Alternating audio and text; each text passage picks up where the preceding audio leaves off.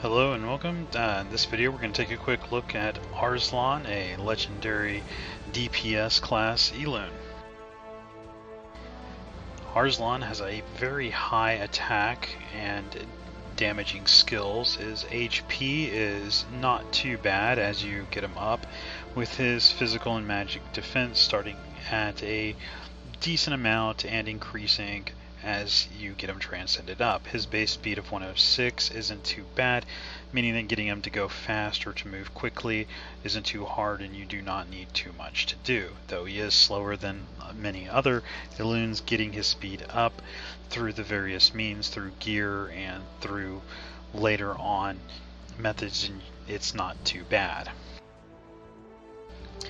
As you get his grade up and transcend him up through the levels and get him up to max, his HP comes up to a maximum of 42.4k, which is decent. With some extra bonuses and add-ons and everything leveled up, it ends up being good. His attack being at 10.7k is very helpful, since he does add from his skill kit based on his attack being higher than the enemy. That's something you'll want. He does have a higher than normal crit compared to some others, which does also help him get his crit rate higher, so that you can use that to your advantage when building him up. Go over the skills real quick. His normal skill, Heroic Blow, is a very basic single target frontline only DPS hitting skill that does physical damage based on his attack stat. As it goes up, the damage does increase somewhat significantly, allowing him to do a lot of damage with a single hit. This is only front line, so using him to take off backline targets with this skill isn't good, but that's where his special skill comes in. His special skill is an AoE, Fierce Cry. This skill does a very good amount of damage. It hits all enemy Elunes. It's a physical damaging skill. The other bonus to the skill is that it has a 50% chance of doing a physical effect that paralyzes for 2 turns. The 50% chance does not go up with the increase of the skill levels, but it is a 2-turn paralysis on a special skill and therefore can be spammed somewhat easily.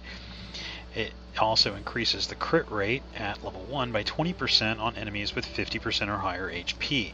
So if you make him fast to move turn 1, then you have an increased crit amount. Even if you don't paralyze the enemy, you have a good chance of doing a significant amount of damage with a critical attack on them. As this skill is leveled up, the damage increases by quite a lot, dealing a significant amount of damage, and the amount of crit rate increase that you get on enemies with 50% or higher HP goes up to 40%, allowing you to be a little bit more flexible on your builds for crit rate, or to have a little bit lower crit rate on him and still be able to have a high chance of critting on the enemy targets. His ultimate skill, Extinction Strike, is a very high damage skill that can significantly take away the HP of the opponent. As this one goes up too, the damage increases by a lot. The increased crit rate of this attack goes up by 30% on enemies with evasion rates lower than 0%. The first time that I saw this, I didn't understand how you could have an evasion rate of less than 0%. I did not know that. I did not understand that, and I thought it was a little odd. And I thought potentially it was a typo, but it is not. It actually is. They have to have less than 0% evasion rate, which is possible. They can have a negative evasion rate, and if you check their status in the game with a negative evasion rate, it does show in the red as a negative evasion rate. This also increases the crit power rate by 50% when this crits. So getting him with a high crit rate to be able to crit, or to have them have the evasion rate lower than 0% so that he can land a crit with this skill, this means that you do even more damage. As this skill goes up though, so does the crit rate of it. It goes up to 60% on anything, on any target or any enemy that you attack with it that has lower than 0%.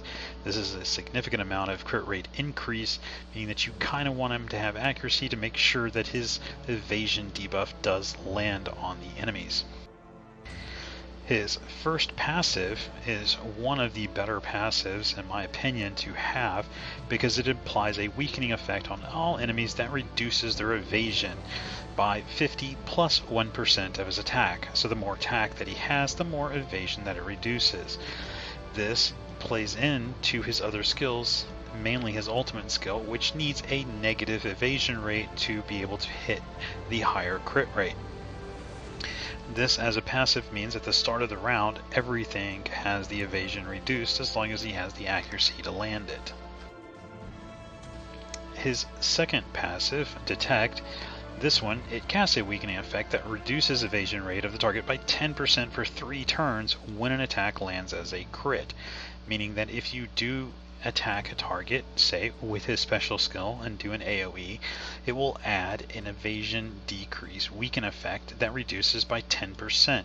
So if their evasion rate is around 9%, 8%, and this is used, they will now have a negative evasion rate for 3 turns, allowing you to use the ultimate skill and have the increased crit rate. The other important thing that this one does is that it also increases his crit power rate, the damage that the crits do, by 1% for every 1% of the target's remaining HP when attacking that target.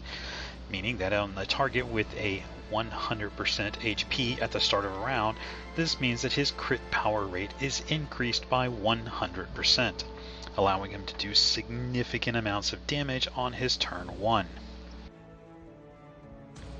His third passive also plays very well to his other skills and the way he's used as a DPS. It increases his accuracy rate and crit rate by 20% when attacking a target with a lower attack.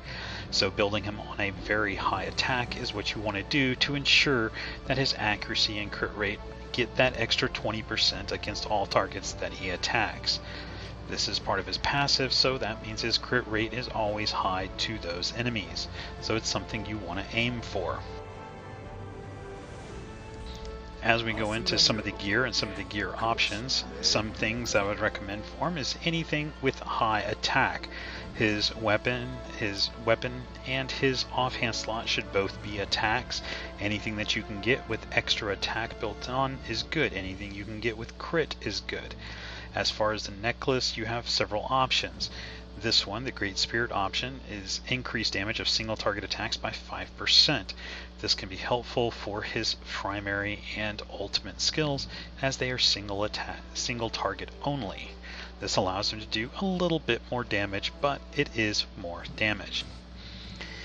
The other thing that can help is anything that you can give that gives additional attack to him. Having him on a fast speed, allowing him to move turn 1 to do his AoE, gives you the chance to AoE paralyze the enemies with a 50% chance for 2 turns.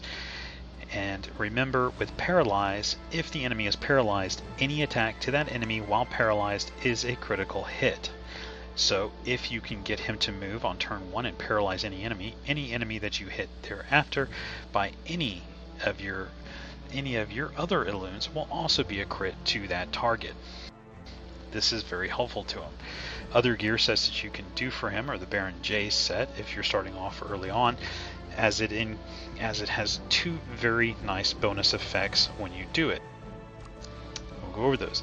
The 3-piece of the Baron J set increases his crit power for 2 turns if he kills something. That is nice, but it's not the most important thing or the better thing about this. The better part of the Baron J set is the 6-piece part, and that gives him the 30% crit rate when he's attacking a weakened enemy. The reason this is good for Arslan is because of his first passive that does the evasion debuff. That is a weakened effect, therefore anybody that has that at the beginning, which should be pretty much everyone that you're attacking the enemy, gives him a 30% increase. That with his last passive is skill 3 that has the 20% increase in crit rate to anything that has a lower attack than him, would now give him a 50% crit rate on top of whatever his base crit rate is. So if you have him at least say 10 to 20% crit rate at base, then you would now have a 60 to 70% crit rate on anything that you're targeting, which is very nice for him. So it is a bonus to have that, and it is part of the gear, so you don't need to focus so much on crit if you're starting off, or you're unsure of being able to get the crit. We've already went over the skills, so we'll go on to skill gems. On the skill gems, going with the options that they have is not bad. They do lend themselves to being useful for him. Skill 1, giving him the increased physical attack with the 2 reds plus the orange, the increased crit is always nice. Like I said, with him, the more the crits, the better it is, because he gets bonuses from those crits. When you get to his skill 2, again, you want to increase the crit rate as much as you can, so this one is also nice. The bonuses that you get from the skill gems for the bleeding of the target isn't too bad, or the increasing of user attack by 10% for 1 turn is only a 5% chance. It's not significant, but it's a bonus, so going with the skill gem sets is not a bad idea. On the ultimate skill, I would recommend going with the bonus set. On the first 2 skills, they're your prerogative, so it's up to you if you want to, but on the last one, I would highly recommend it because it does heal him by 5% of his HP when he defeats them, which this skill should be used as a finishing move to killing them, so if that happens, then he heals himself, which is good and it's what you want to do. The dimensional slate is random, as it is for all of them. When you're going through it, try to look for stats or re-roll or change the stats using the change stats option to get whatever you can.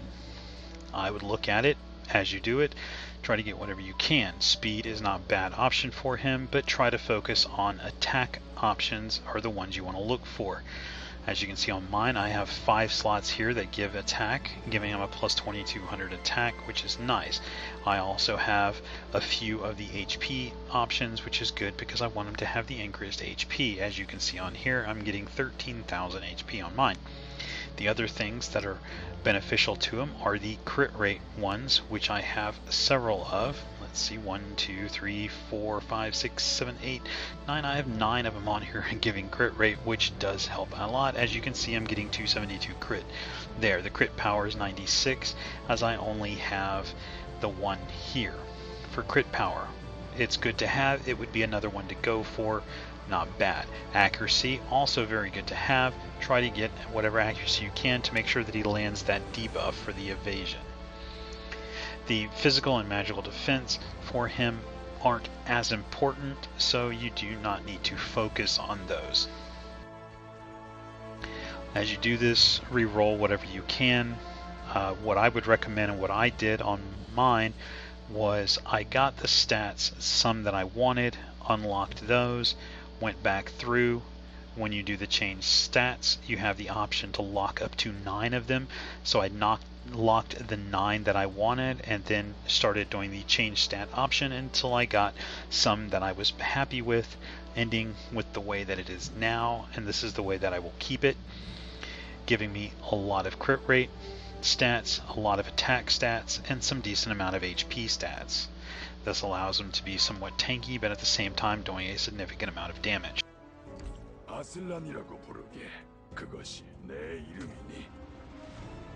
As you can see on mine, at the end of it, he ends up with a 52k combat power rating, 61k HP, a good amount of physical and magic defense, and a 23.7k attack. A lot of that is because of the dimensional slate and because of the gear that I have on him.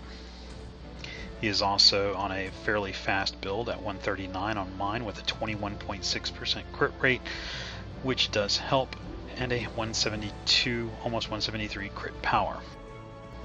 My accuracy is almost 10%, which isn't too great, but he does get the bonus from the passive. So something to keep in mind, that he does get the bonuses there.